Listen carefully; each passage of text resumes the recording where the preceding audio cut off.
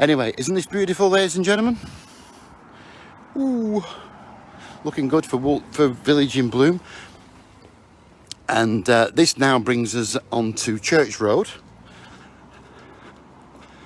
And in the distance there you can see St. Peter's Church, which was John's local church. John very much got involved with the church goings on here. Believe it or not, he was in the Sunday school here. He was in the choir.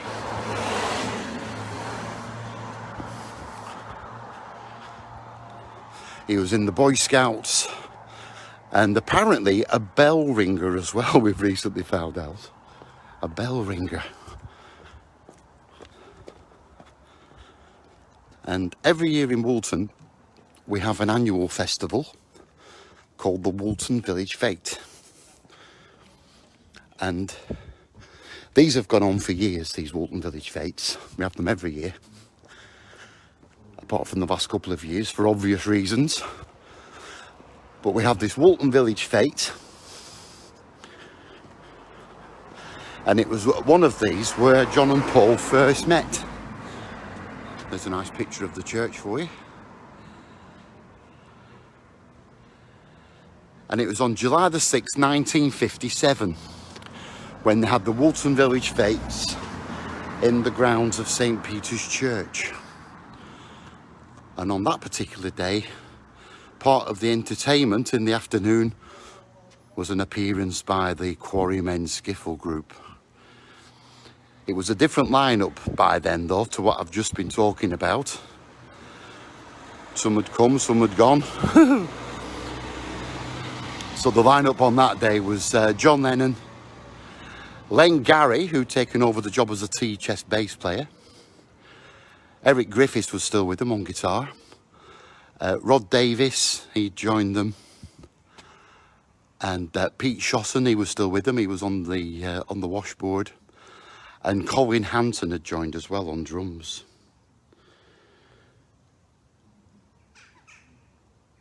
And Colin wrote a fantastic book a few years ago, and it just recounted his memories of being in the Quarrymen. It's a lovely book if you ever come across it. It's called Prefab, and it's brilliant. It's actually co-written with Colin Hall as well, who's the curator of Mendips, John Lennon's home. He does the tour guiding at Mendips, lovely man. And they've co-written this book, which has now been made into a film. So look out for that, because that'll be getting launched quite soon. Anyway, this is where the Woolton Village Fete took place, and that was the lineup of the Quarrymen that day. And the young Paul McCartney was in the audience that afternoon. Yes, he was. He'd been brought along by a mutual friend, a lad called Ivan Vaughan. Ivan lived in Woolton and was a good friend of John's, but Ivan went to the same school as Paul. And it was Ivan who had the idea that these two may be good together as musicians. So he invited Paul along that day. But then in the evening they came back for the nighttime show, which was held here at the St. Peter's Church Hall. And Paul did a little audition for John, playing him a tune called 20 Flight Rock, which was the Eddie Cochran song. But Paul said John was impressed with him because he knew all the words to 20 Flight Rock. And that was really cool in those days, to know all the words to rock and roll song like that. Anyway, John was suitably impressed, and then he got word to Paul that he wanted him to join the group.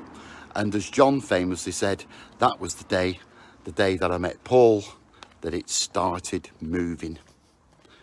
And that's what it says on this plaque over here, which was unveiled in 1997 on the 40-year anniversary of when the boys first met.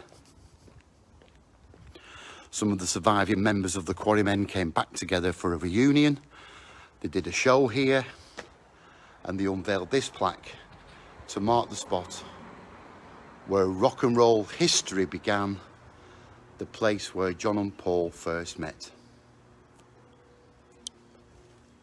How cool is that? Did you like that? Good, innit? So, if you ever get a chance to come to Liverpool and you want to hop on board a Mop Top Tour to come and see all these places and more, you can find us on the website beatles-tours.com. Come and look us up, and we'll look forward to hopefully welcoming you to Liverpool very soon. But in the meantime, I'll be back again a bit later on with more virtual tours. But in the meantime, I'll say goodbye to you now. Peace and love for Liverpool, and happy International Beatles Week. Have a great time. Bye for now.